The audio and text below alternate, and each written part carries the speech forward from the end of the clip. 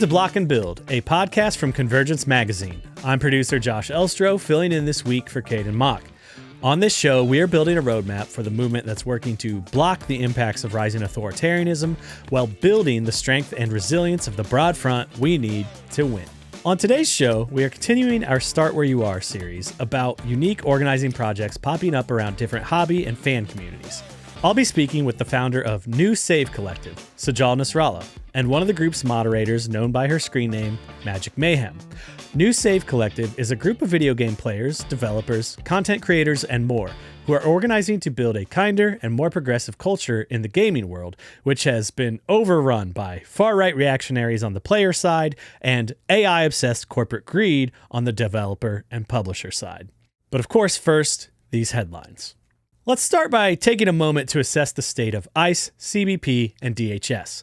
The Trump administration has played a clever sleight of hand to distract negative attention away from these agencies in the past months, since national outrage erupted over their extreme violence and the intensity of their Operation Metro Surge in Minneapolis over the winter. The administration's move to pull this off include removing Greg Bovino from his role as Border Patrol Commander-at-Large and, of course, Kristi Noem as Secretary of DHS, replacing her with Trump hardliner Mark Wayne Mullen. You may have also noticed a shift in tone and attention of the administration, moving the aggressive and violent rhetoric they'd been directing toward immigration over toward their illegal war in Iran.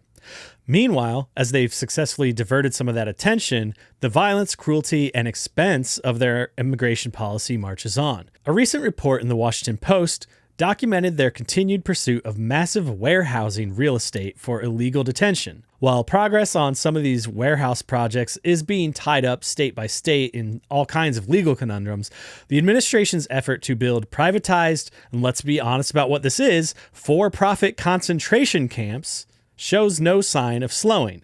They are quietly spending billions of dollars of taxpayer money to convert these warehouse spaces and are ready to throw cash and muscle at any legal challenge that comes their way. This leverage to continue barreling forward comes in no small part from the reassurance that DHS is likely to soon be gifted another $72 billion in funding by a Senate reconciliation bill. You may have also missed that last month's shutdown of the agency was quietly ended as Trump signed to extend their funding for another 5 months. In summation, a quieter ICE is potentially an even more dangerous ICE. We encourage you to check in with your local organizations to see what trainings and protections are being offered in your area to defend your community and neighbors as we head into these summer months. Meanwhile, Hawaii Governor Josh Green has just signed a bill designed to circumvent Citizens United by preventing corporations and, quote, artificial persons from spending money on Hawaii elections and ballot questions. The theory behind the law is that since states can legally define the powers of corporations, they're simply going to redefine them as being unable to spend money on elections. This theory, called Corporate Power Reset, was published by the progressive think tank, the Center for American Progress. The bill will likely face legal challenges, much like a similar ballot measure passed in Maine in 2024. It currently sits in legal purgatory itself. Over a dozen other states are considering similar measures, though. The Hawaii bill passed with some bipartisan support, including votes from Hawaii state Republicans, which is admittedly just 3 people, but still, that's something. And finally, if you're not in New York City, you may not be aware, the busiest commuter rail system in the country, the Long Island Railroad, has been shut down since Saturday, impacting over 300,000 commuters a day. This is due to a strike by 5 unions, which represents half of the rail workers who are demanding raises and lower healthcare premiums. Their last strike was way back in 1994 and lasted about 2 days. Governor Hochul is scrambling in terms of messaging, including everything from blaming Trump for the strikes to highlighting how much each individual worker loses each day by being on strike.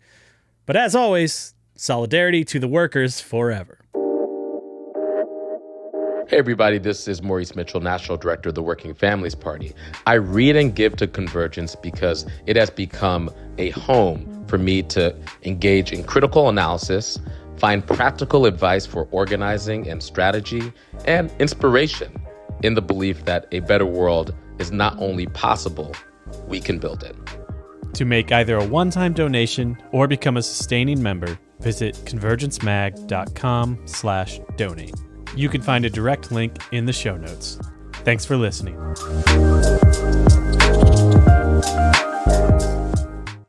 Last fall, a group of gamers joined up for an event in the wildly popular online live service video game Fortnite. And if you're not familiar with that, just ask your kids or some kids you know. The purpose of the event was to train players on how to respond to real-life encounters with ICE agents, followed by role-playing encounters within the safety of the game's world. This is just one of the many ways the group known as New Save Collective is organizing players and events in an attempt to create a kinder, more progressive environment for the over 60% of people in the US who regularly play video games, as well as gamers beyond US borders. New Save Collective organizes events like these, as well as supportive ways for progressive-minded gamers to find each other and play games together on their Discord server. This includes over 800 members. While not perfect, Discord is a social app popularized among gamers that is rapidly growing as an online organizing tool due to its strength in allowing communities to moderate and curate their own members and content. Think of it a little bit like Slack, but for gamers and hobbyists. I recently spoke with New Save Collective's founder, Sajal Nasrallah, as well as one of its Discord moderators, known by her screen name, Magic Mayhem, about how and why they are building this digital organizing space centered around gaming. We also talked about why the mission of their work is centered around creating a culture of kindness in the gaming world. Take a listen.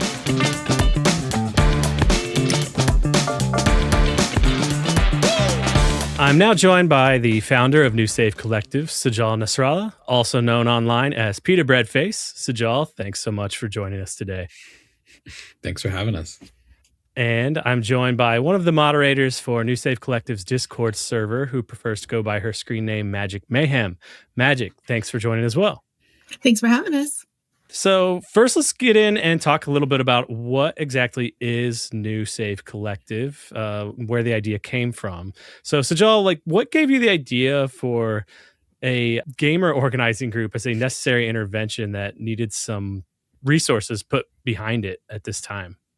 In a very simple way, I mean, I am a person who has, as a community organizer, has knocked many doors in my cities that I've lived in. I've worked on elections, and I've also really deeply believe in the benefit of internet and online organizing in this era in which we live. And I just kind of was in a lot of ways, kind of blending my own passions for bringing people together and how I orient to my own online life through my fandoms, through gaming, and finding a creative way to bring those things together. That was the jump off point.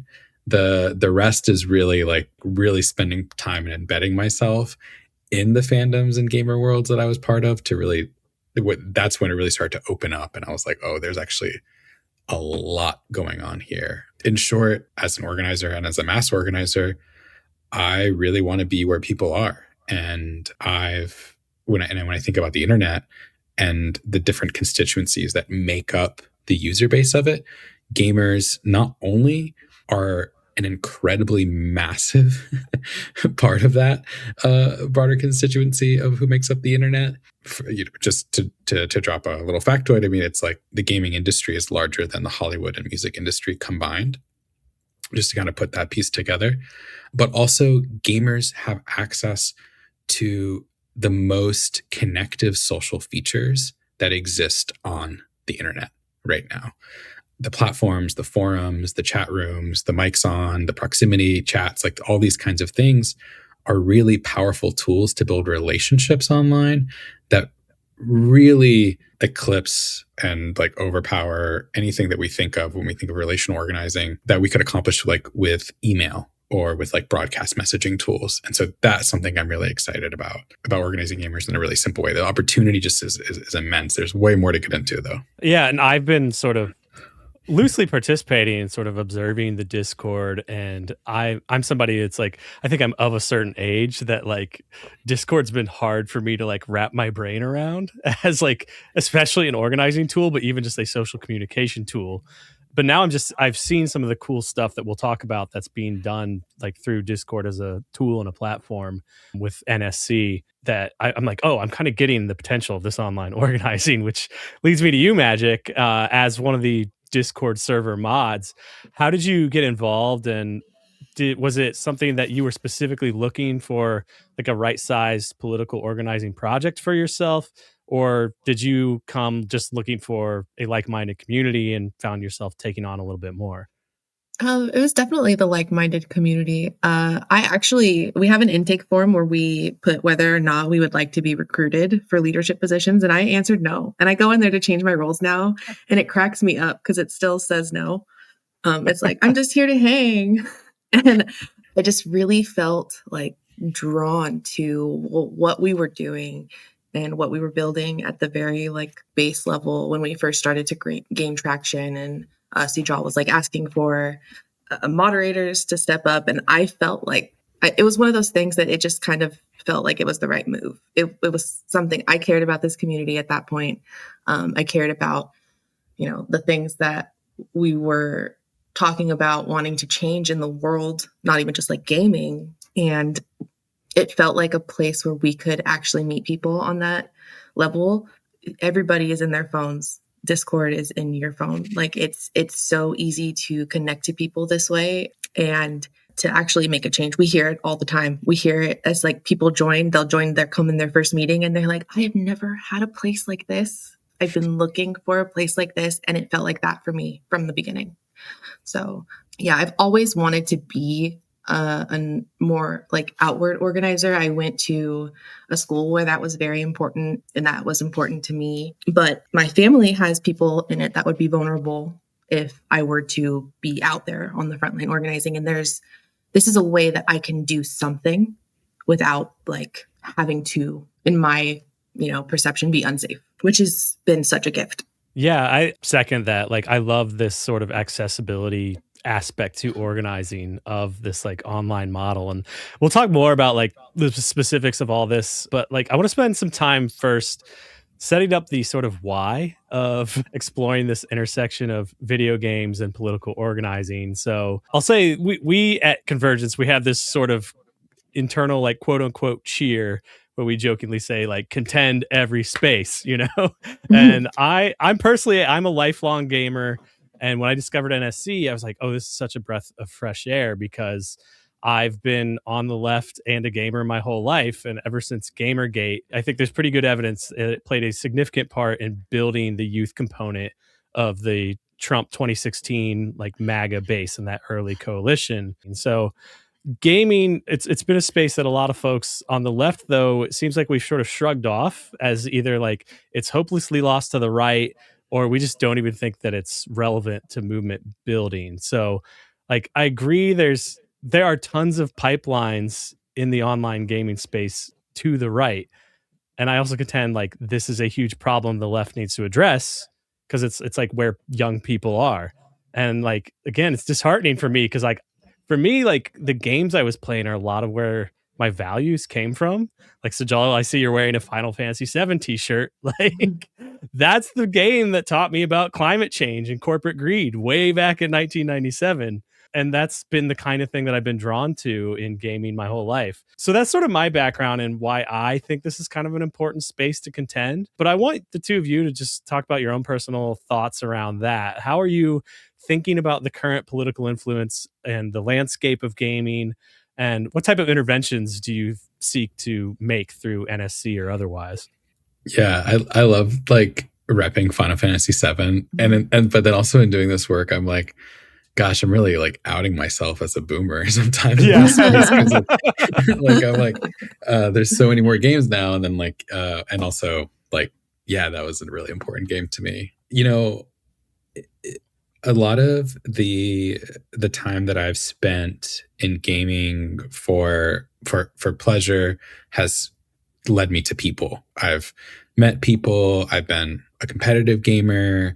I've been like a casual social gamer. I've been like a card trader. I've gone to conventions. Like that was like a big part of like how I built social relationships. It really was surprising. I think there's sometimes there's an interesting thing that I've encountered other organizers say that there's just something on the internet that makes us forget everything we know about organizing. And gaming is like a fascinating place for a lot of reasons. One, I think just to kind of lift up what you've talked about around Gamergate, it's like, yeah, I think the kind of stereotypes that we've sort of can easily point to that say like gamers are men, they are incels, they are lazy, they are violent, they are perverted. Like there's this kind of stereotype of who a gamer is. A lot of that has been shaped by not only like a gaming culture that was like systemically seen as an opportunity to turn spaces and places on the internet to the right. We can easily look and see like that we've lost a lot of territory in gaming to corporations, militaries, and the far right. The British Army has recruited through Fortnite in the past. Shell Oil has a whole series of created levels in Fortnite to market fossil fuels to youth. We know that the Pentagon has extensively found themselves doing recruitment efforts in popular games and also funding narrative in like military shooter games. That there are entities and institutions that don't model our values that take up considerable space in the competitive gaming world as well, right? We know this, that in a lot of ways, the only real like multi-platform cultural movement that has existed in gaming is one that like skews towards cruelty. And there hasn't really been a multi-platform sort of collective distributed movement in gaming that skews towards kindness. And and I use kindness, we always talk about ourselves being like really corny, but like we see corniness and kindness as kind of like a really powerful tool that we wield. Because the irony is that like gamers play games because they're fun and because they want to connect with their friends. So this cultural piece of like talking each other down, throwing slurs, being cruel, like really violent language harassment, like doxing each other, swatting each other, that actually doesn't resonate with like some of the really core motivations behind gaming. And we started this whole thing on a hunch that people want an antidote to that they want an opportunity to actually be genuine and to be received in that way, to be encouraged, and not in just one specific community or like the specific community of one creator or streamer or influencer or one game that they play, but in the place that is like comprehensive, that represents just like nerd culture and gaming in itself. Yeah. I want to hear more about what you have to add to that, Magic. And it's making me reflect a lot on like, for whatever reason, like looking back even before Gamergate, like a lot of gaming culture, it was rooted in like a lot of just the patriarchal values that are sort of just the root of our culture that, I read the book Masters of Doom, if you're familiar. It's about the guys who made Doom, and just reading about how quote unquote broy that culture around game development was even back then kind of made me see like the seeds of how like it could go so further to like corporate capture in this way of like, now it's just a propaganda tool of the US military to recruit young men. So yeah, Magic, I want to hear some of your thoughts as well on just like the political landscape of gaming and the interventions you want to see. Yeah, I think that is so like relevant to the now. Actually, the first thing that brought me into NSC was that people were review bombing a game where there was like a non-binary lead. And that is like one of the biggest issues right now is the like gender and gender expression plays into how people perceive games, whether it's like the game is meant for women or women are supported or purported to be like a large portion of the player base, or, whether women are actual really real gamers because the games that they play are largely available on, mobile devices. That's not real gaming. There's so much of the bro culture that just dominates gaming. I mean, I have seen games completely written off because they are geared for a woman.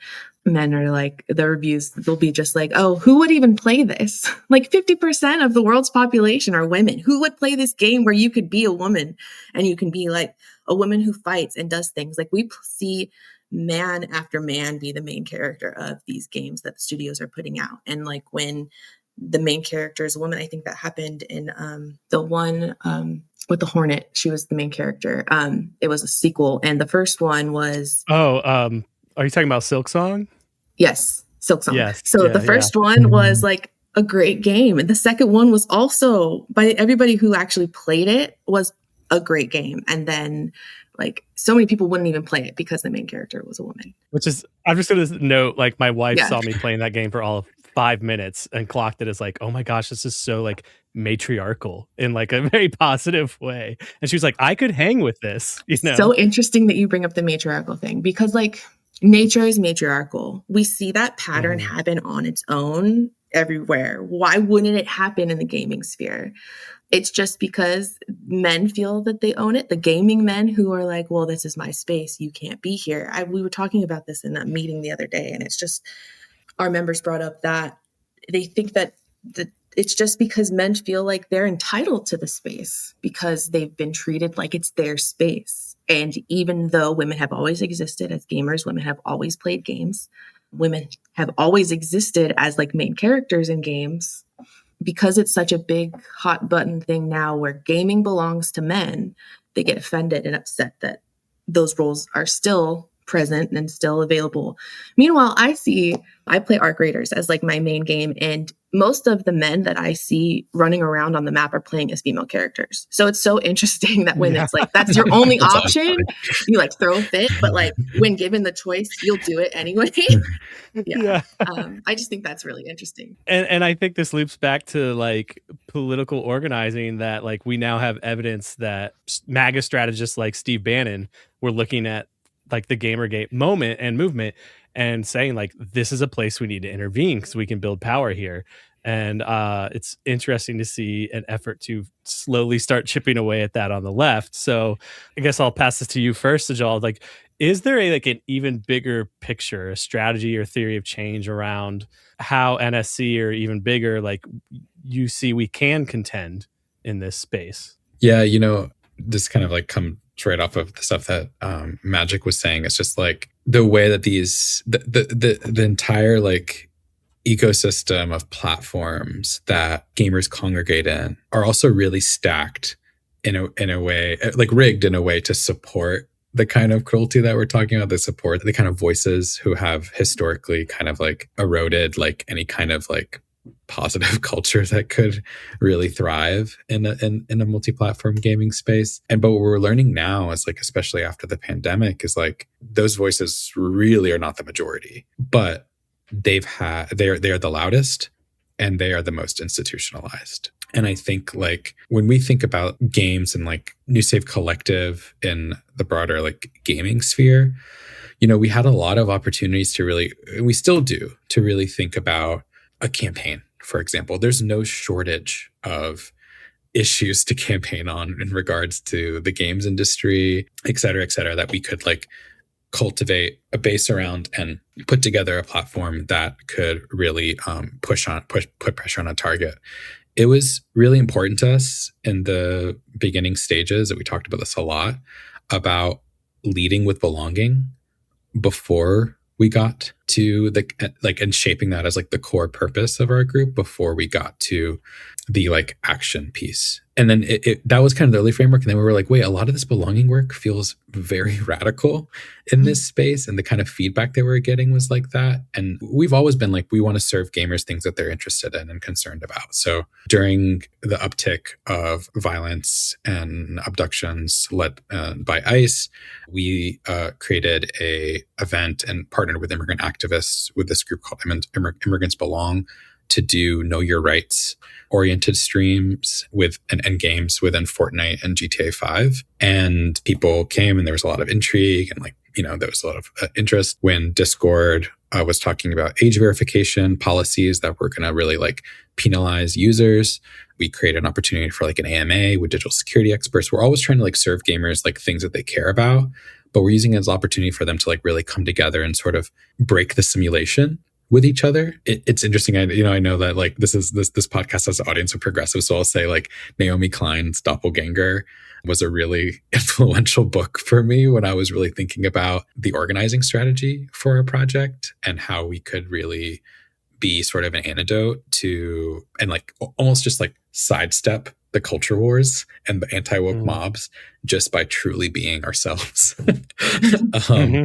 and being authentic and just not living within inside of that frame. I think when I think of like where I imagine this going is that as we continue to grow this, like we're putting our bets on a hunch that people really want to connect with each other, that people feel isolated, people feel scared, people feel exhausted by like the lack of reliable information on the internet, by the abundance of the hostility of the attention economy and how things are constantly moving. And they want a kind of like digital garden with real people, like to connect with. And we kind of believe that we can like scale that relationality. And then once we do, as we continue in the process to serve gamers like content and opportunities to connect on the issues they really care about, we believe that we can like be a formidable institution within the entire gaming media landscape. And that is the hope. And there's no shortage of ways to do it, but for the short term, we're like really sticking to being online with each other. You know, we can go to conventions. I definitely meet members meet each other in different cities. That happens. But in terms of like our limited resources, we're like, there's still so much to do if we can actually get a large contingency of ARC Raiders players in here, and we can like be a really powerful beacon within that game, or we can get a bunch of Deadlock players and be a really powerful beacon within that game. You know, we're thinking about starting our own server within like an asynchronous build game. So like we're really thinking about that and how that can continue to grow from that place. You said so much stuff that I love there. I'm all about people right now who are taking big bets on things, on interventions, and trying new ways of organizing. Because you also talked about like walled gardens and trying to build a new, like safer, kinder one, because it does feel like the early internet that Sajal, you and I may have grown up on. I don't know how early you got online, but like it was a more exploratory place. And then as like these corporate platforms came in and they walled it up and they said, hey, there's these algorithms that we use to keep you on this platform, to keep you scrolling. And we figured out the way to do that is to keep you angry at each other. You know, that plays in really well towards like a right-wing authoritarian MAGA project, right? And Magic, you were talking about how you came for the community first and then kind of ended up as a moderator. And with this being a online organizing project, what are some more of the advantages that you see to that aside from the accessibility? And are there any like challenges or shortcomings that you are finding or running up against? Yeah. Advantages are definitely that we've had people like join from everywhere. We've had people join, you know, because they've had friends tell them about a collective in real life. We've had people join off of social media posts where they just like what we're doing. We have people who join because they run into us in game and like how we play. That's one of my favorites. Like just the ability to source people from like so many different areas who are interested in the same kind of thing, which is literally just being empathetic to other people. And they're like, yeah, I'm all about that. Definitely like a plus there. I think one of the challenges for sure is that people are so used to being like presented with constant stimuli in this day and age that like if the channel goes a little quiet for a little while, it feels like we lose engagement. And I know that that's something that, you know, as we scale will change. We have a dream that one day, you know, there will be people who are online all the time. There will always be someone playing that you could play with, like, yeah, whether it's the game that you're interested in playing or like whether you just want to spend some time with somebody else and watch what they're playing. You know, we have a lot of streamers that are in the collective. We have a lot of content creators. We have the ability to make it so that it is a place where it's like a safe place for gamers to enjoy what they do, a kind place, not just a safe one either. Like you know that the people that are there are going to be accepting of you or will play in a style that you want to see or emulate. I know that one of the things that I've found that I do think that we could have here like as such a benefit is like I sometimes I'm like, hey, I want to play this game, but I don't see anybody playing it the way that I'd want to play it. I don't see anybody that doesn't want to shoot each other. They only want to like collect stuff and like, you know, run around and play instruments. And like we made that happen. We can find other people who play the game and say, hey, do you want to go play like shenanigans? Do you want to just go mess around and have fun somewhere in a game that other people are taking too seriously? And like, hopefully not ruin their time, but like, have fun for ourselves. I think that finding people who operate on the same wavelength as you when it comes to just like enjoying yourself and not taking it too seriously is so refreshing and such a good thing that we can do. Like it's really hard to find the people in your life who are like whimsical and like this is like just a place full of whimsy, and I love that. Mm-hmm. I've found that for me, I'm not much of an online gamer, and even like when I do play a MMO or whatever, it's like I don't talk to anybody. I'm just like minding my own business. Mm-hmm. And there's something about like this Discord that I finally found that I'm like, oh, I can find people who will talk to me about my weird niche hobbies in gaming that like if I talk to my wife or my real life friends, they're like, what are you talking about? I don't so it's like even just like the culture of having a space to talk about like your hobby, I found like because it seems like there are people coming from all different like areas of gaming as hobbyists, developers, artists that like if you spout off an opinion, you will find somebody to either just be like, yeah, that rules, or debate with you about it in good faith in the Discord, Mm-hmm. So not to say that everybody in the Discord like agrees with each other, because that's not true either. We've had so much like respectful disagreement, which I think is something that is also a boon that we have there. I don't see that in other places, even places that are like supposed to be progressive. We have like, people who, are there as like bad faith actors, or people who are there as like just to not contribute to the solution and just to like play devil's advocate. And we have such a like respect of each other inside the collective that we don't see that happen. People who disagree, it takes some coaching a little bit. There are people who come in and they're really hot-headed and they're used to disagreeing with everybody around them. But when they see that it's modeled, that everybody else is treating each other with respect, like that is it, they pick it up so quick. Mm-hmm. Yeah. And I want us to talk a little bit more about the idea of it being, it seems we've sort of addressed it's like a culture and community first project, and less of like, hey, there's this workers issue going on in the gaming industry, we're going to do a campaign behind it. Not that like those things aren't being discussed and addressed and thought about as maybe like future things to participate in, but like let's talk a little bit more about like why this idea of like culture and community first. What types of projects and community engagement has it led to that are starting to roll out? A big goal, I think, and I'm a person, I've been organizing people on the internet, for like 8 years. I've been that person who has sent like the email for like the elected official that has been like, if we don't get $5 by midnight, like the world is going to end. Like I have really like been in the trenches of like email marketing and list building and doing that kind of work. That's like really advocacy forward. I think in the gaming space, one of my earliest reads at the very beginning is that advocacy can sometimes be a little cringe.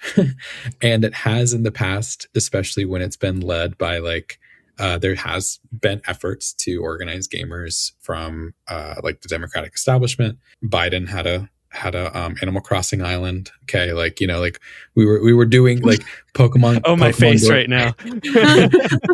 Oh, Pokemon Go to the Polls Yeah. was like an early condescension that like still is a meme to today that like captures that cringe. Corporations have been part of that as well. Sometimes, historically, in a funny way, KFC has the most like goated like gamer campaign where they made a dating sim for Colonel Sanders. Incredible. It was actually very good.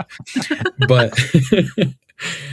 like what tends to be the case, and this happens within the games industry itself, is that when gamers are not part of the thing that is being built in this space, it hurts the entire community. It hurts gaming. It hurts the trust in institutions. It hurts the trust in advocacy. It hurts the trust in these kinds of politics. And I've already sort of been part of projects where I've built lists that were very sizable, but they were kind of like the same kind of churning of the same people who are already part of the same lists on the other organizations who we were already in partnership with. So it was like it was an interesting, it feels like a compelling and interesting thing to kind of lead with the thing that people are really passionate about first, bring people together, establish that connection in a place that like connection in itself, like genuine connection in itself is a political act, like getting that, and then moving towards action. And so the kind of actions that we're moving towards right now, we just launched kindgamers.com, which is our first contest. And we are quite literally building a cultural guide for gaming. The entire contest is called The Kind Gamer's Guide to Kind Gaming. Kind gaming and other kind of things you can kind of do. Kindness. Other kindnesses you can kind of do. Yeah, that's what it is. And we are making this like love letter, like collective love letter to gaming from the people who have moderated the spaces, the subreddits, leaders, the people who have de-escalated lobbies, who have talked to their friends about being less problematic in games. And we're offering that as like a tool to gaming culture and using it as a contest to kind of rally and draw up support around it. That is very exciting. And then we're trying to speak to like issues that gamers really care about. There's been a new report that was released around gaming and AI. It's kind of extremely clear across the board that gamers are not going to be early adopters of generative AI tools. The recent study that I've read has like gamers polling at like 86% overwhelmingly negative sentiments towards anything AI related that touches the creative aspect of games production. And that is directly in contradiction to how the games industry and almost every industry is moving. And so we are starting an event, a monthly event with tech workers, video game workers, creatives, people from across activism fields that work on like issues of tech accountability and AI, who are going to be doing AMAs with gamers to talk about how to plug them in. And I think the big goal for that is like to slowly, in a generative way, build sort of a people-centered platform for the future of gaming. Yeah, I think the organizing around AI stuff is, I think, so exciting from a gaming space because one, like game developers, the workers in that industry are like the ones that all the things that they tell us AI is going to do. Gaming is like a multimedia platform that like AI insists it's coming for, you know, the artists, the coders, you know, all the way down. It's like you need all of these to develop a video game. And then like furthermore, the technology is so integrated into it. It's like looping all the way back to the beginning of this conversation, I had to get a NVIDIA Voodoo 2 graphics card back in 97 to run Final Fantasy 7 on my computer. And now NVIDIA is like this massive disruptor in the AI industry. All of their graphics cards are being gobbled up to be used in data centers for generative AI nonsense. And gamers were some of the first to feel like the sting of these hardware impacts of the graphics card cost shooting up, the RAM cost shooting up. So I think being on the front lines of organizing around that like makes a ton of sense, right? Magic, do you have anything you want to add to some of these projects that are being organized at NSC? Yeah, I mean, we have those going on and we love that. We also have Dead Lunch, which is something with Deadlock is one of the new games that's on PC as I cry on console. I don't have one. And maybe never will now because of this AI nonsense. But a group of our members get online during their lunch hours and play Deadlock together. And it's really geared towards teaching new members how to play, how to learn the mechanics, and just making sure that they have a good time and aren't just like funneled into this game that can be kind of hard to learn.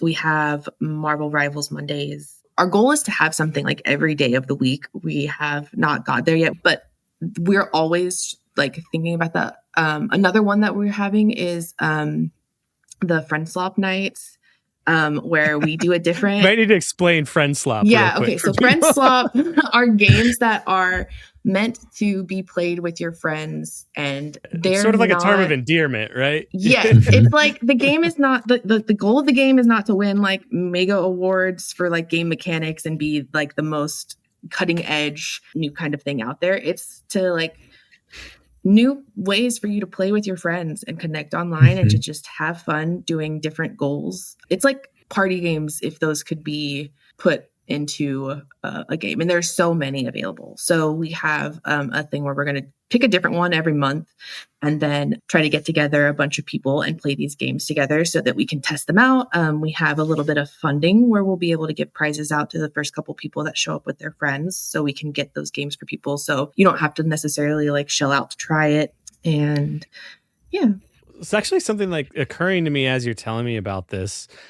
It's like you're kind of reinventing the third space in the digital realm Yes. in a more accessible way. It's like we all got priced out of third spaces, which is where people could organize around ideas and culture, and that's a threat to power. And it's a project like NSC saying like, well, you're already playing the games. What if we just provided you a space and some people to collaborate with and play it? It's like, Right. oh, this is like the 21st century version of the third space finally coming back in a way, right?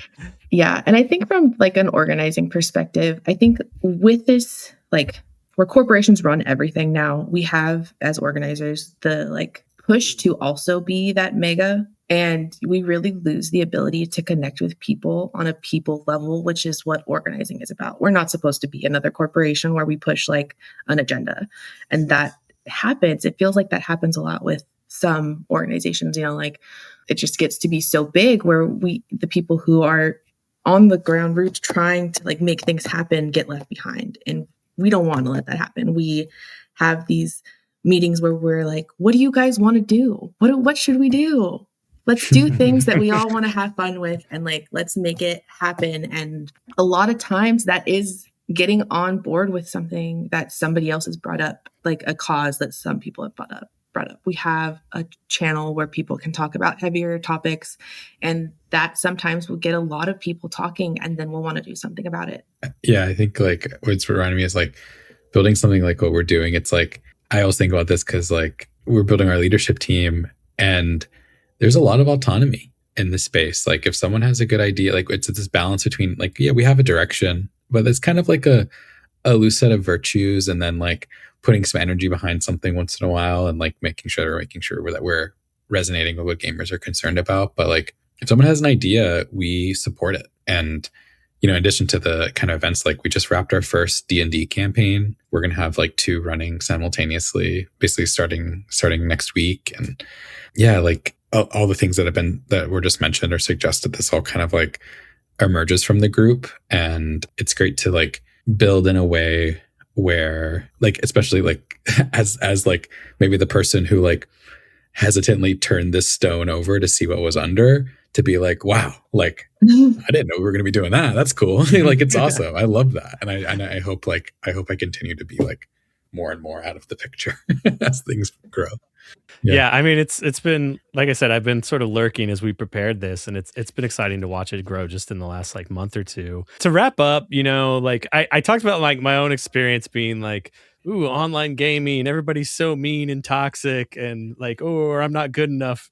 And like there's people who shy away from having community around gaming for that reason. In case they're not like still convinced by this conversation that it is something that they can enjoy with others and can have community around and can start to organize around, what advice do each of you have for somebody who wants to build some of that community and organizing around this hobby, and what first steps can they take? Yeah, I think that more people in your life play games than you think. And more people in your life would be interested in playing games with you think. Like we talk about it on the online place, and it's not for everybody. Like trolls do exist, bad people exist on the internet. You're gonna run into them. You have to develop a little bit of like a shield or a skin to like defend yourself from that. But tabletop games also exist, and they have become so largely important for the collective. It's been kind of shocking for me, actually. It's like half of the collective is like, that's their main game. They like talk about video games a little bit, but they'll come in and they'll be like, I play D&D and that's what I do. And I play that all the time, or some other kind of tabletop game. And to that end, I think that people want to connect with each other. And, I've brought in people who don't feel like they would be into D&D, and then you bring them to the table and they are like the best that you could find. Like they make characters like I would never even think of, and they role play like they're in a movie and they're acting their entire heart out. And I've seen that happen with like, my dad is not a D&D player. He was like a football player in high school. He considers himself to be a very like mainstream type of guy. But those people like that want to connect with you, or that maybe you have friends at work or friends from school or friends from other places that, you know, if you have people in your life that you want to build better connections with, you can start there. You don't have to take it online. If you do want to take it online, there are places like this, or if you find somebody that you run into that is nice, there's nothing stopping you from like messaging them and saying, hey, do you want run a few rounds together? It's something that I'm so bad at, but I've seen Sajal do it. I've seen Sajal be like, yeah, I met a person on a game, and then we ran a few more rounds together, and then now I'm carrying his entire inventory while he does something for it. It was fantastic. But there are friends to be made in like high and low places, whether that's in real life or online. You can make these connections and find those people. You just have to try. They're out there, people who want to play games with you. Yeah, and I love to like just see people who get lit up when they find their thing, you know, whether it's a online video game community. You talked about like tabletop gaming. We did an episode a few months ago about folks who like organized around, they were Magic the Gathering players, and the stores that they play at, they were organizing a union and needed support. And it's just like the community is there behind the hobby, and some people it's just like it lights up their like social butterfly inside them that's like, oh, I could be a part of this community, and now we can start building something. It's very cool. Let's see. So Jal, you have anything you want to add to wrap here? I just think things are really hard. Games are really fun, and going from strangers to collaborator with people is a really like hope inducing experience that has just brought me a lot of inspiration and joy. So I'll just say, if you thought before listening to this podcast that a gamer was a hideous monster who you need to like hide from, just let you know, this is the actual like this and more is like really what is behind like every weird punny handle that you might encounter on the internet, you know? So. Yeah. All right. Well, Sajal, Magic, Mayhem, both of you, thanks so much for making time to join us this week. Thank you. Yeah, thank you for having us. My thanks again to Sajal and Magic Mayhem for joining me for this discussion. There will be, of course, links to New Save Collective's Discord if you'd like to join, as well as their new Kind Gamers Guide website down in the show notes. This show is published by Convergence, a magazine for radical insights. I'm Josh Elstro. Kate and Mock will be back next week. Editorial assistance is provided this week by Akeen Ola, and Kimmy David designed our cover art. Convergence Magazine is a proud founding member of the Movement Media Alliance. If you'd like to support the work we do at Convergence, bringing our movements together to strategize, struggle, and win in this crucial historical moment, you can become a member at convergencemag.com/membership. Even a few bucks a month goes a long way towards making sure our independent small team can continue to build a map for our movements. We'll talk again next week.